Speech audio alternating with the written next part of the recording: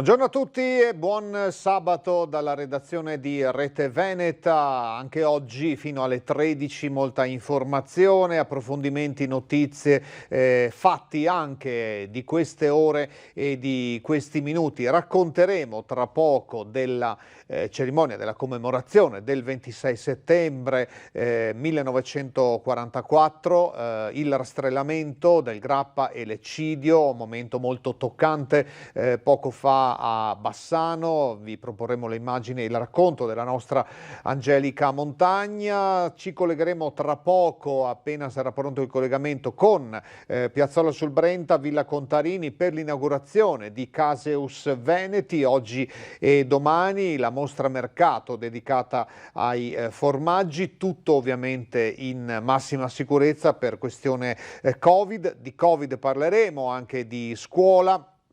E poi delle notizie di cronaca dal nostro territorio. Daremo gli aggiornamenti anche con le tabelle, i numeri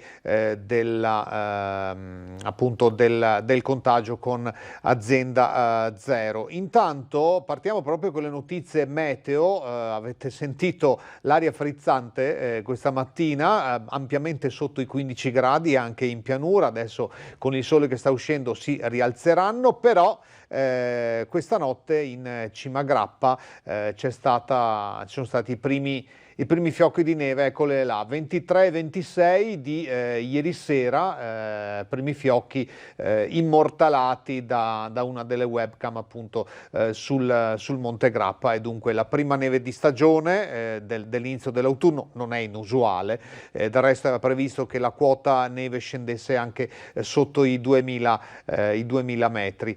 Sto tenendo d'occhio anche il monitor in collegamento con Piazzola sul Brenta, dove vedo già inquadrato, eccolo qui, il presidente della regione Luca Zaia. Questa ecco, sanificazione del microfono. Allora sentiamo l'intervento del presidente Zaia. Ma quanto sarebbe il collegamento? Perché...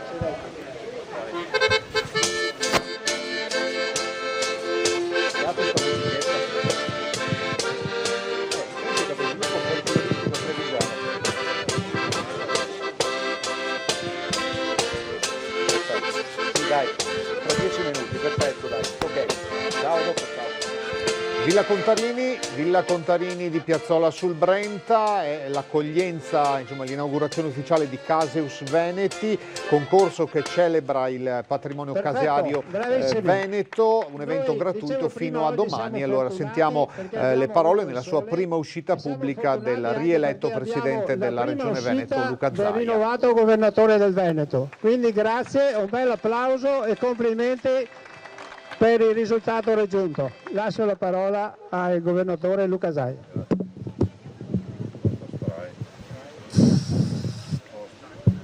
Sì, grazie. Beh, non vorrei togliere spazi, quindi i relatori vengano qui, quelli che eravate stamattina, non so, c'era il sindaco, insomma c'eravate tutti. E c'era anche l'assessore all'agricoltura, l'assessore PAN, l'assessore Caner che ho visto, eccoli qua. Allora, brevemente, intanto grazie di essere qui, e se mi posso permettere io farei veramente un super applauso a tutti gli allevatori, magari, gli operatori, tutti coloro che hanno lavorato, veramente grazie di cuore. Ve la faccio breve. Io vengo con orgoglio tutti gli anni.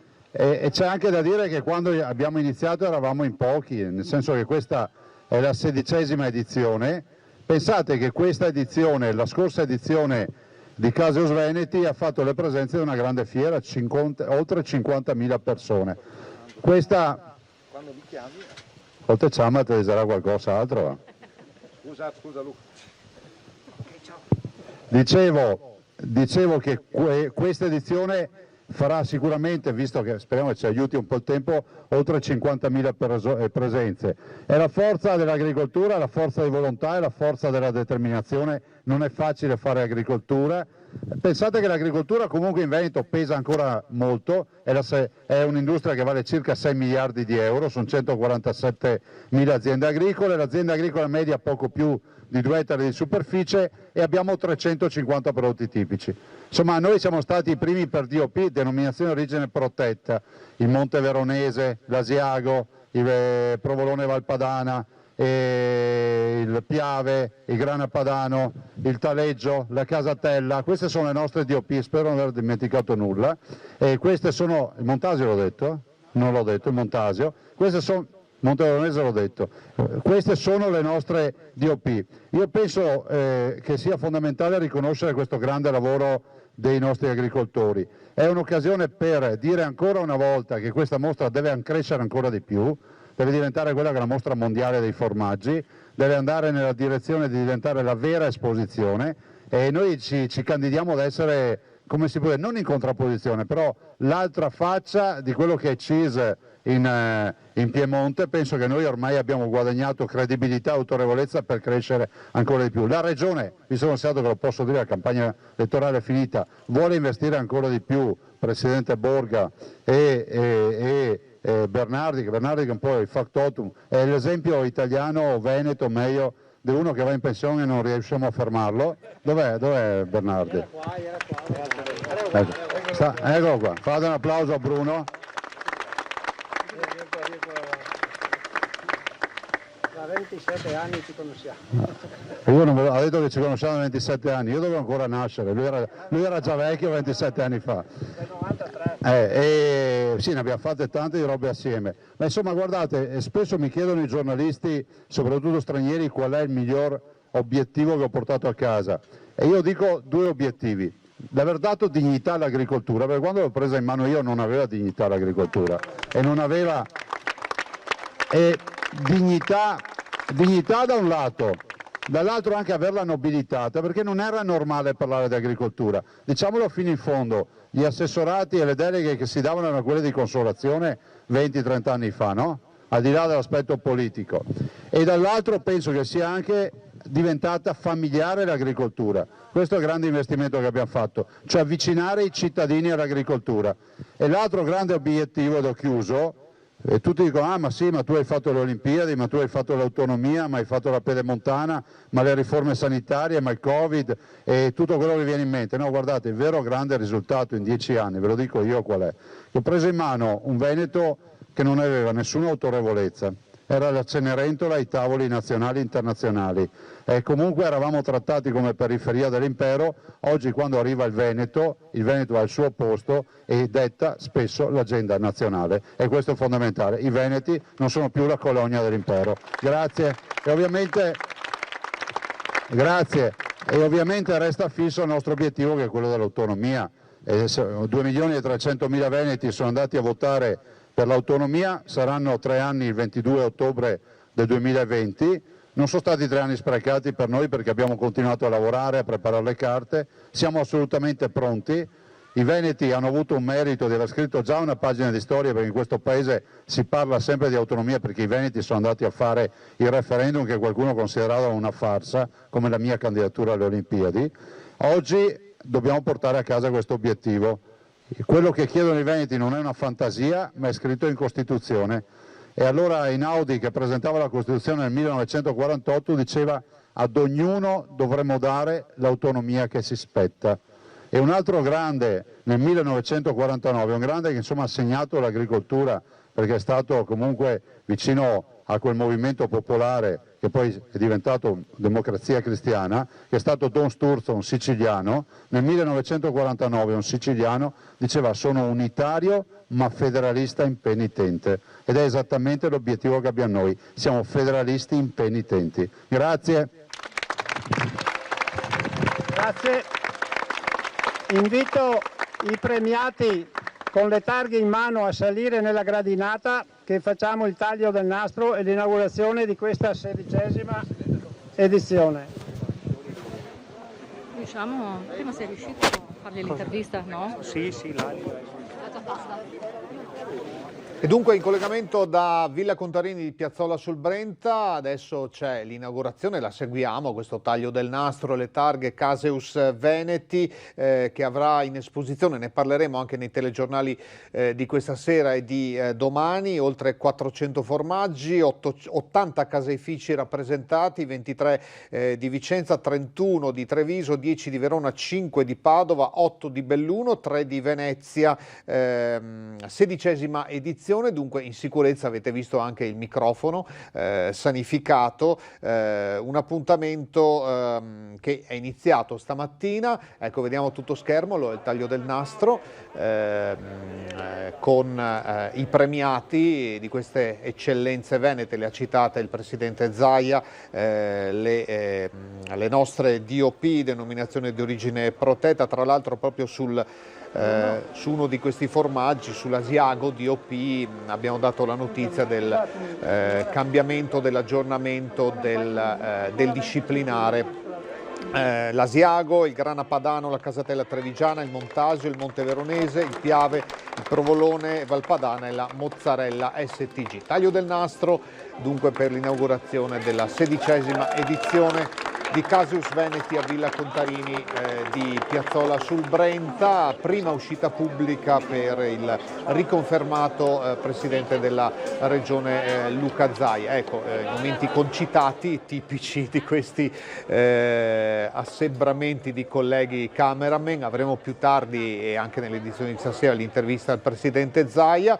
Teniamo sempre d'occhio che cosa succede, se ci fossero ulteriori dichiarazioni, se vedo una selva di microfoni, quindi credo che possiamo restare collegati. Sentiamo. Ecco. Allora sì, dichiarazioni che raccoglieremo e poi tra poco avremo anche il collegamento col nostro Ferdinando Garavello che si trova lì sul posto. Caseusveneti.it se volete leggere tutto il programma di questa manifestazione che prosegue appunto anche con il sole che è tornato e l'aria frizzante di inizio autunno fino a domani alle 18. Dicevamo maltempo allora. C'è stata nella giornata di ieri un'ondata di maltempo anche nell'Alto Vicentino, toccato appena un mese fa, lo ricorderete, Arzignano, insomma era quella terribile notte tra sabato e domenica 29 e 30 di agosto, fatti che vi abbiamo raccontato, ma ieri con i nuvoloni che si sono addensati c'è stato un ulteriore momento di paura. Allora vediamo com'è andata ieri nell'Alto Vicentino con il maltempo. Alto Vicentino nuovamente bersagliato dal maltempo, una violenta grandinata si è abbattuta su Piovene, Rocchette e Chiuppano, lasciando per terra un vero e proprio manto bianco. Grandine e forti acquazzoni si sono scatenati anche a Valli del Pasubio, a Carré, Malo, Magrè, mentre un forte vento 50-60 km/h ha colpito nuovamente Arzignano, dove i vigili del fuoco sono dovuti intervenire per ripristinare i teli posizionati a seguito della precedente ondata di maltempo. Tempo perturbato e instabile che secondo le previsioni del Centro Funzionale Decentrato della Protezione Civile perdurerà anche nelle prossime ore con precipitazioni a tratti estese sulle zone centro-settentrionali con possibilità di piogge abbondanti e a questo si aggiunge anche l'allerta vento. Fortunatamente è tornato il sole, abbiamo visto la neve in cima a Grappa, rimane il problema Covid, tra poco vi darò i dati aggiornati a questa mattina di tutta la regione Veneto, anche con un quadro e le linee di tendenza dell'ultimo mese, per non avere solo dei numeri che certo valgono, ma bisogna anche confrontarli con il periodo precedente. Andiamo nel veneziano, Santa Maria di Sala, una famiglia italiana di residenti, nonostante un caso acclarato di positività al Covid, si decide di non rispettare l'obbligo della quarantena con le indagini avviate stamattina, anzi ieri mattina, dal sindaco Nicola Fragomeni. Vediamo. Il papà è positivo asintomatico al Covid e i due figli, poco più che ventenni, invece di restare a casa, escono. Accade a Stigliano di Santa Maria di Sala, dove i due ragazzi, sebbene al momento negativi, ma con il rischio non improbabile di positivizzarsi, decidono di non rispettare la prevista quarantena. uscendo come se nulla fosse, di giorno come di sera, incontrando gente al supermercato e riunendosi con amici e conoscenti per una birra e una pizza in compagnia. Il sindaco, Nicola Fragomeni, venuto a conoscenza del fatto e subito dopo le dovute verifiche con la ULSS 3, ha immediatamente allertato in forze, carabinieri e polizia locale. Ma appena saputo questa notizia ci siamo subito mobilitati, devo dire grazie anche all'Arma dei Carabinieri, il maresciallo Matrisciano è stato un fulmine. Ha inviato una pattuglia in casa e fortunatamente erano in casa tutti e tre, che solo uno era positivo, gli altri due devono rispettare la quarantena. Gli abbiamo intimato di non uscire di casa. Preoccupato e deluso dal gravissimo comportamento dei suoi concittadini che per i prossimi giorni fino al 6 ottobre saranno sorvegliati praticamente a vista. E lì attenzioniamo perché facciamo passare le ronde sia dei nostri vigili sia dei carabinieri, in modo tale che non ci siano problemi o rischi per la popolazione. Ora saranno i carabinieri a ricostruire la rete delle persone con cui è entrata in contatto tutta la famiglia. Questi casi qua devono essere veramente attenzionati e responsabilizzati, perché forse non abbiamo capito bene di cosa parliamo. Il mostro è un mostro importante che non conosciamo, che ancora non ha mostrato bene le sue radici. Le indagini, appena avviate, mirano a capire se anche il papà, che sapeva di essere positivo, abbia infranto l'obbligo della quarantena, andando così incontro al nuovo reato penale di violazione del predetto obbligo, punito anche con l'arresto da 3 a 18 mesi e con l'ammenda da 500 a 5.000 euro. E tutte le persone che hanno di questi problemi o hanno sentito che qualcuno ha questi problemi, vi preghiamo di segnalarceli. Poi ci pensiamo noi, con denunce alla Procura della Repubblica e multe salate. E allora questa la situazione, questa vicenda, c'è anche chi viola le norme. Restiamo fino alle 13 in diretta, tra poco un ulteriore collegamento con Piazzola sul Brenta, ma anche il resto della cronaca dal nostro territorio. State con noi.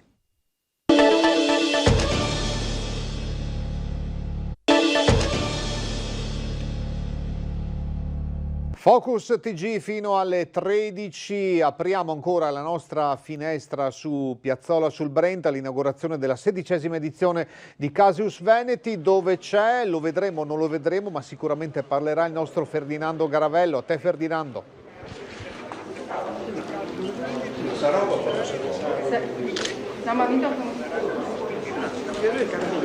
Buongiorno anche ai nostri telespettatori. Siamo qui nella sala dell'esposizione dei formaggi che partecipano a questa edizione di Casius Veneti. Il presidente Zaia li sta osservando e ne ha annusato anche qualcuno. È un peccato che il mezzo televisivo non permetta di sentire i profumi che si sprigionano da queste meraviglie casearie del Veneto. Ci sono tutte le DOP rappresentate, sia i premiati che poi anche quelli che hanno partecipato ai vari concorsi. Il presidente Zaia si sta soffermando su tutte le categorie che sono presenti qui.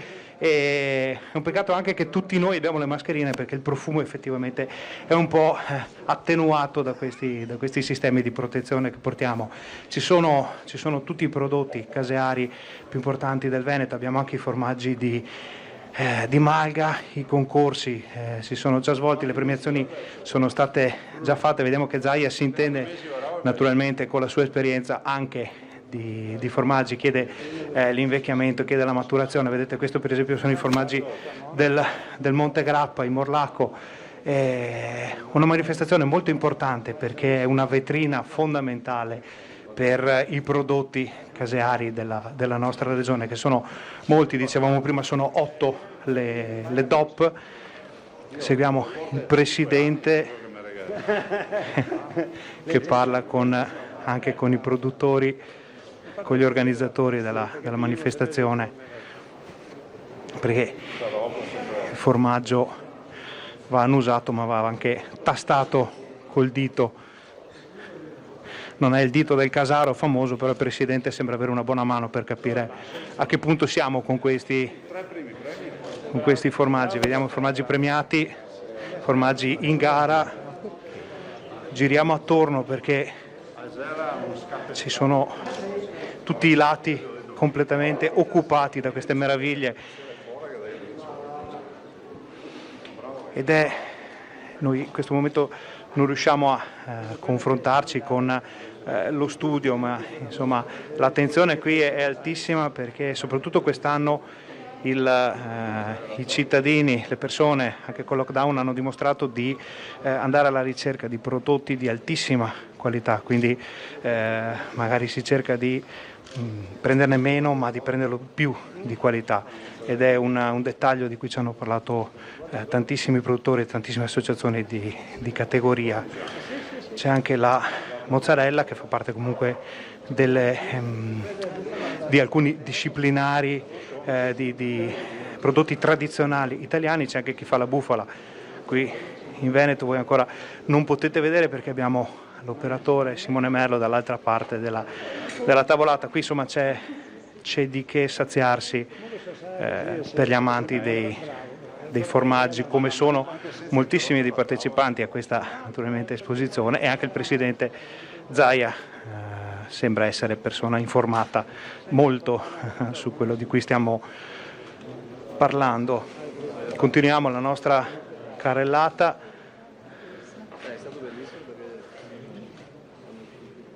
Adesso vediamo se riusciamo a fargli una domanda sulla qualità di quello che ha annusato più che assaggiato, perché naturalmente ricordiamo questi sono formaggi da esposizione, sono parti di quelli che hanno partecipato al concorso, purtroppo prendono un po' di caldo, ma è normale che in una manifestazione di questa portata siano da esporre questi formaggi. Poi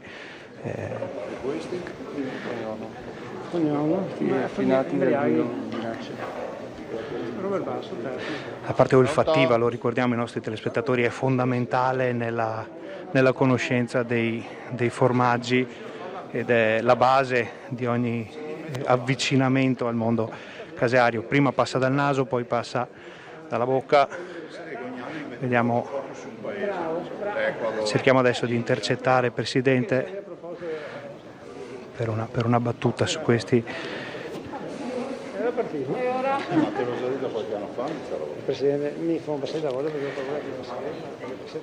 Sta finendo la carrellata dei formaggi, vediamo.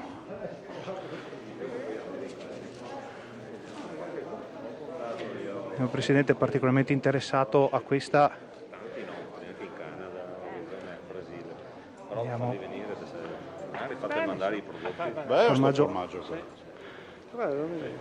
Prendo il formaggio aromatizzato, erbe, fieno e spezie. Lascia perdere le erbe, senti la pasta.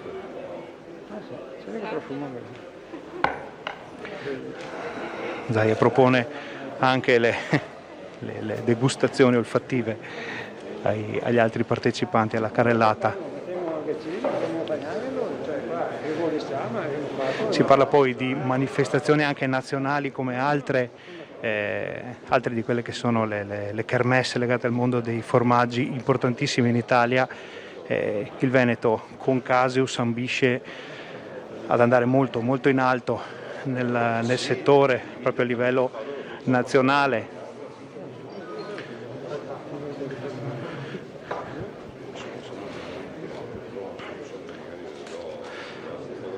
Cerchiamo di carpire qualche gossip caseario.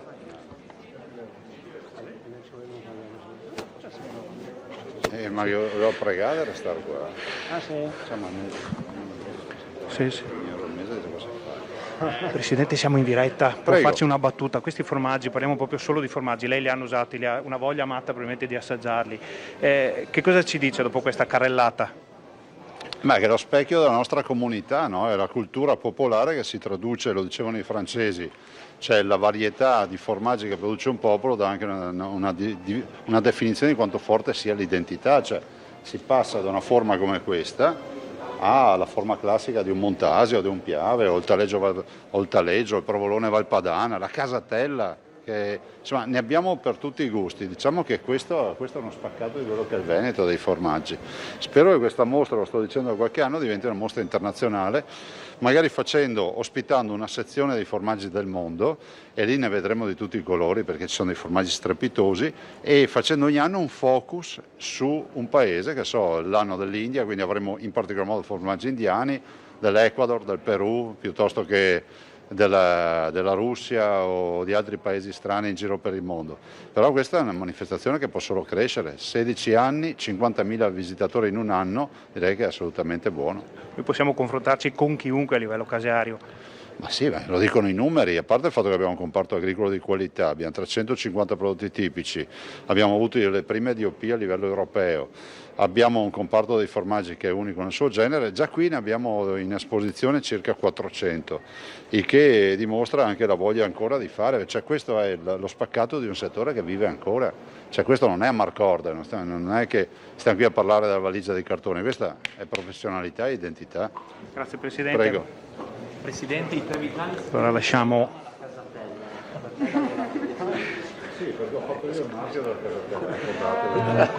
Bravo. Qui finisce la carrellata dei formaggi, comincia la seconda parte della manifestazione. Vediamo, anzi no, ce ne sono ancora, non so se essendo qui in una siamo al coperto, quindi non so. No, esatto, non prende il segnale e quindi ci ricollegheremo tra poco con Piazzola sul Brenta e con Ferdinando Garavello, però insomma abbiamo seguito questa carrellata, siamo arrivati giusti al momento della pubblicità, a tra poco.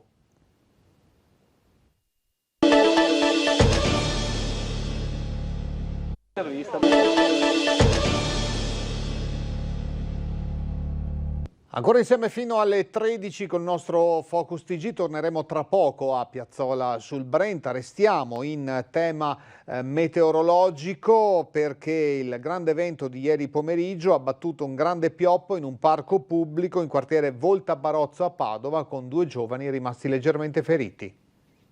Festa di laurea interrotta bruscamente e con paura al Parco dei Faggi a Volta Barozzo. Durante il forte vento che venerdì pomeriggio ha soffiato sulla città, un grande pioppo è caduto prima sopra un altro albero, poi al suolo.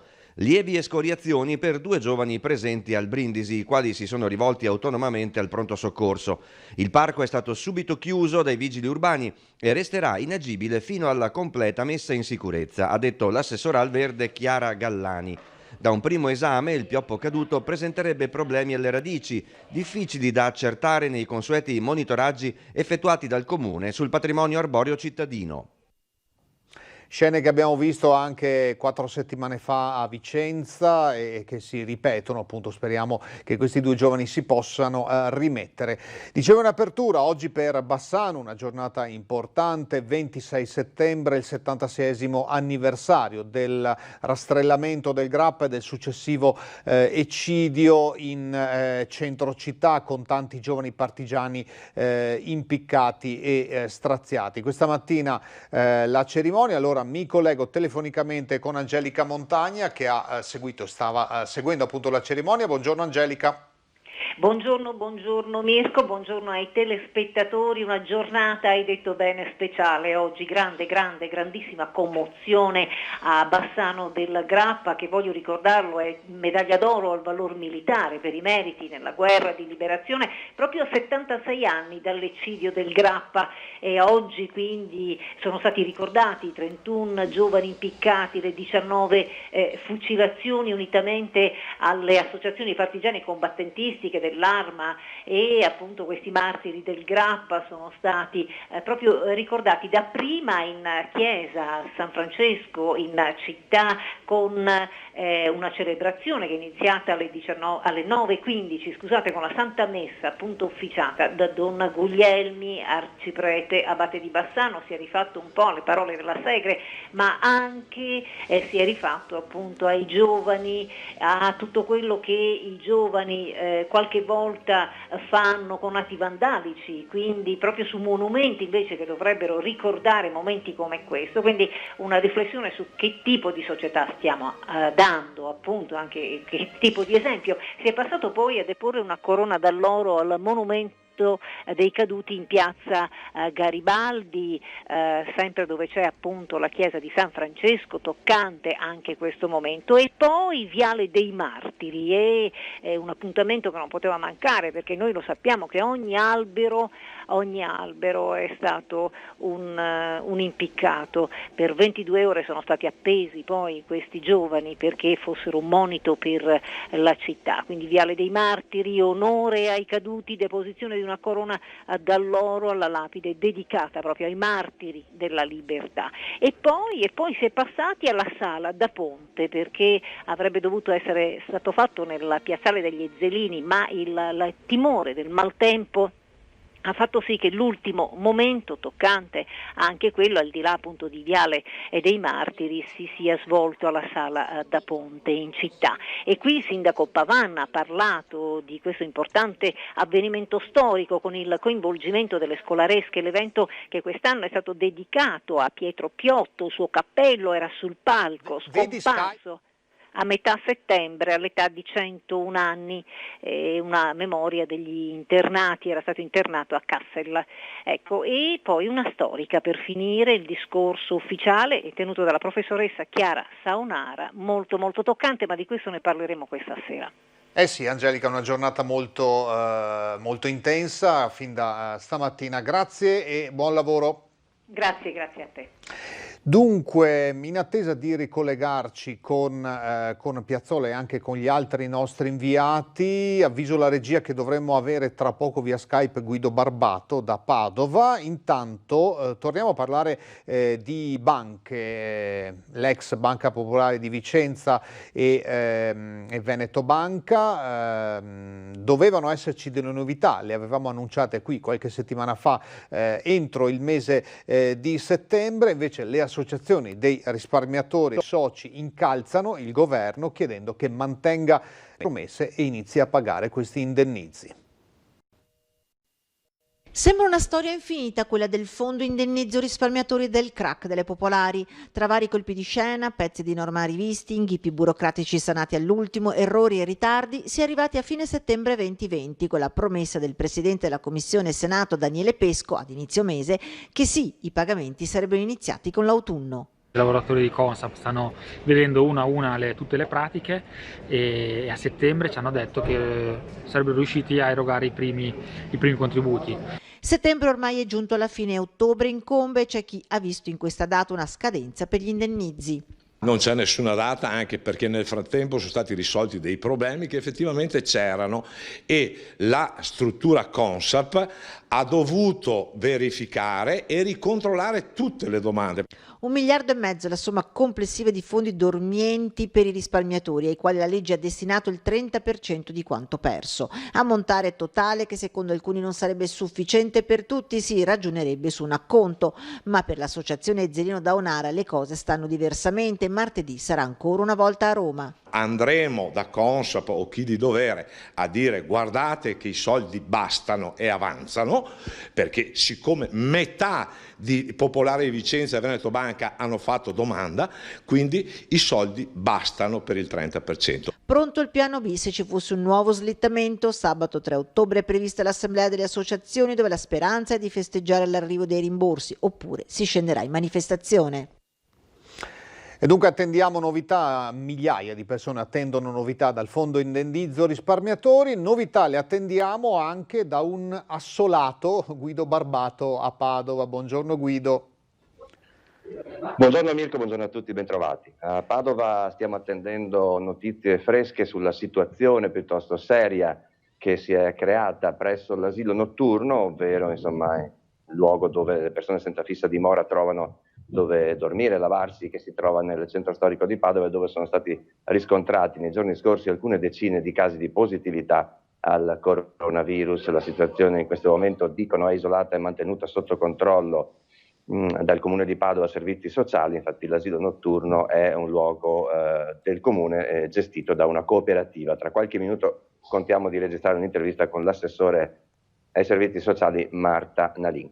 Invece, spostandoci di qualche chilometro, non proprio pochi, portandoci nella bassa padovana, montagnana, una delle città murate, è successo un caso politico piuttosto singolare, collegato in qualche modo, qualcuno dice di no, ma l'impressione netta è che sia davvero collegato così, alle ultime elezioni regionali.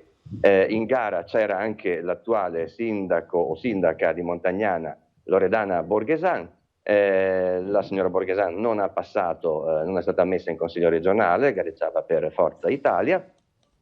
Pochi giorni dopo appunto la registrazione di questo dato negativo ha licenziato il suo vice sindaco, il leghista, attenzione, il leghista Beniamino, adesso ho un momento di dimenticanza del Veronese, chiedo scusa, Beniamino Veronese, perché a suo avviso non la avrebbe sufficientemente sostenuta nella corsa a Palazzo Ferrofini, mentre il Veronese, appunto che indossava forse la camicia verde, ha sostenuto un altro collega di partito che è sindaco di un altro comune, sempre dell'area della Bassa Padovana. A Veronese quindi è stata tolta la delega di vice sindaco. Ci sarebbe stato anche un episodio, uno screzio organizzativo legato alla presenza di Veronese come volontario di protezione civile presso i seggi di Montagnana, che si era appunto reso disponibile anche per carenza di vigilanza come volontario di protezione civile, ruolo che gli sarebbe stato tolto all'ultimo momento proprio dalla prima cittadina della città murata di Montagnana, perché lui non fosse presente presso uno dei seggi e quindi diciamo teoricamente non avesse la possibilità di influenzare il voto. Detto questo, il vice sindaco è stato rimpiazzato, ma abbiamo registrato poc'anzi un'intervista proprio con Beniamino Veronese. Quello che va a scricchiolare un po' è la maggioranza in consiglio comunale di Montagnana, che era composta ovviamente anche dalla Lega. Ora si vedrà cosa deciderà la sezione montagnanese della Lega Salvini e cosa deciderà quella provinciale, cosa fare con il sindaco con la giunta di Montagnana, se sostenerla ancora oppure se sostenerla, che so, da partito esterno e votare provvedimento per provvedimento in consiglio quello che è appunto la giunta ora che non ha più un esponente leghista di peso come il vice sindaco andrà poi a proporre. Vedremo, può darsi che qualcosa clicchioli o speriamo di no. E allora vedremo l'evoluzione anche nei telegiornali. Grazie a Guido Barbato e buon lavoro a tutta la redazione di Padova. Noi facciamo l'ultima pausa e torniamo tra poco.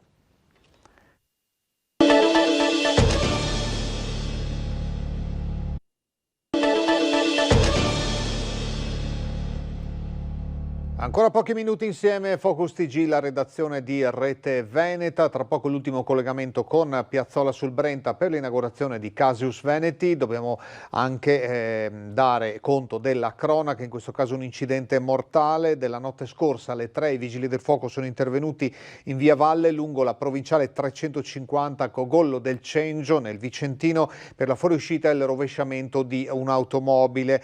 È morto il conducente Alessio Costa di Velo d'Asti, ferito ma non grave, ricoverato al Sant'Orso l'amico 21enne di Arsiero che era a bordo con lui. I pompieri arrivati da Schio hanno messo in sicurezza la Subaru Impresa ed estratto il conducente. Il 21enne alla guida purtroppo è stato dichiarato morto quasi subito. Il passeggero, come detto, è stato trasportato in ospedale dopo essere stato stabilizzato. Le operazioni di soccorso dei vigili del fuoco sono terminate dopo circa 2 ore. Covid, dicevamo, allora diamo l'aggiornamento dell'ultimo bollettino, ma lo diamo in questa forma grafica che vi ho già proposto qualche giorno fa. Questo è il mese di settembre in Veneto. La linea rossa indica gli attualmente positivi e vedete che è in costante crescita, in particolare c'è stata una risalita negli ultimi giorni. Siamo dal 1° di settembre ad oggi, a questa mattina alle 8, praticamente a 1000 casi in più attualmente positivi. La linea dei deceduti invece è molto più piatta, anche se c'è una costante salita. Tra il 1° di settembre 2122 e questa mattina 2174 si contano dunque 52 vittime. Vediamo anche le altre 2 linee, sono importanti, cioè il totale dei contagiati che è salito a 26.000 19.814 dallo scorso febbraio e sale costantemente anche la linea verde, quella dei guariti o negativizzati, siamo a 21.208. Fortunatamente i guariti sono più di quelli che poi vanno a finire in ospedale o in condizioni più critiche. Queste sono le variazioni giorno per giorno, la linea blu indica la variazione totale, gli aumenti rispetto al giorno precedente e vedete la linea verde fortunatamente è quasi sempre sopra la linea rossa, a parte oggi, a parte stamattina appunto, ma è un dato parziale solo tra le 17 di ieri e le 8 di questa mattina. L'ultima tabella che vi mostro è quella dei ricoverati, anche questo è un dato importante. Dall'inizio del mese ci sono 50 ricoverati in più. 150 il 1° di settembre, 200 ad oggi in area non critica, c'è una salita anche in questo caso. Poi ci sono i ricoverati in terapia intensiva, che è la linea sotto, quella viola, siamo a 26 attualmente, e ci sono 34 pazienti ricoverati negli ospedali di comunità. Vi faccio vedere anche, in attesa del collegamento da Piazzola, se riusciamo a fare in tempo, altrimenti vi rimandiamo ai telegiornali di questa sera. L'andamento di Treviso? No, allora c'è Ferdinando Garavello nel parco vicino alla fontana di Piazzola sul Brenta. Allora un paio di minuti, Ferdinando, perché siamo quasi in chiusura. Buongiorno Mirko, buongiorno ai nostri telespettatori. Io devo presentarmi così con il telefono appoggiato all'orecchio per il semplice motivo che abbiamo avuto problemi tecnici di cuffie, quindi faremo la diretta un po' particolare oggi. E mi vedete senza mascherina, importante dirlo, per il semplice motivo che siamo in un punto in cui non c'è nessuno, siamo a 20 metri da tutte le persone, siamo solo noi. Per tutto il resto della manifestazione invece, lo ricordiamo anche ai visitatori che avessero voglia di venire qui a Piazzola sul Brenta, a Casius Veneto 2020, la mascherina è obbligatoria, la sanificazione delle mani è obbligatoria, il distanziamento sociale comunque è garantito perché ci si può muovere agevolmente. Detto questo, una manifestazione davvero molto interessante anche quest'anno, perché la qualità dei formaggi delle 8 DOP venete esposti è davvero altissima. Abbiamo fatto la carrellata dei formaggi con il presidente Zaia, che li ha annusati, toccati, tastati, proprio per capire come sia la situazione che possiamo dire anche noi davvero molto buona, tutto molto interessante, tutto molto buono, ma soprattutto è un anno in cui le persone, a noi non piace chiamare consumatori perché siamo persone prima di tutto, hanno deciso di avvicinarsi ai formaggi veneti per la loro qualità, per la filiera importantissima che porta dalla produzione al banco del supermercato o del casoin, che dir si voglia, un prodotto di altissima qualità. Quindi sempre più importante anche in quest'anno davvero strano avvicinarsi ai prodotti del nostro Veneto, non solo perché sono veneti ma perché sono fatti in un certo modo. Qui c'è un po' di gente che si muove, il movimento non è quello delle grandi giornate. L'anno scorso hanno fatto 50.000 visitatori qui a Casius, quest'anno saranno di sicuro un po' meno, però ne vale davvero la pena. Eh sì, sappiamo che tu sei anche un estimatore di formaggi. Dovessi darci un consiglio, visto che siamo all'ora di pranzo, così poi chiudiamo questa puntata di Focus, cosa ci suggeriresti? Allora, naturalmente non possiamo fare nessuna pubblicità perché le 8 DOP sono tutte importantissime. Diciamo che dai formaggi freschi più delicati ai formaggi a tutto pasto, e per chiudere con i formaggi più stagionati, che hanno quelle note piccanti tipiche della chiusura da fine pasto, perché ricordiamolo che a bocca non si stracca se no assada vacca, dice un proverbio veneto della tavola. Abbiamo di che star contenti per tutta la durata del pasto e magari anche per una merenda pomeridiana, perché no?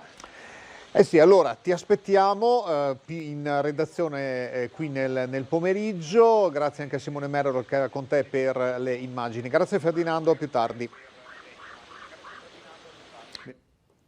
Grazie dunque a Ferdinando, grazie a voi che ci avete seguito. Focus TG torna domani, stasera i telegiornali 18:50 Bassano, 19:20 Vicenza. Buona giornata.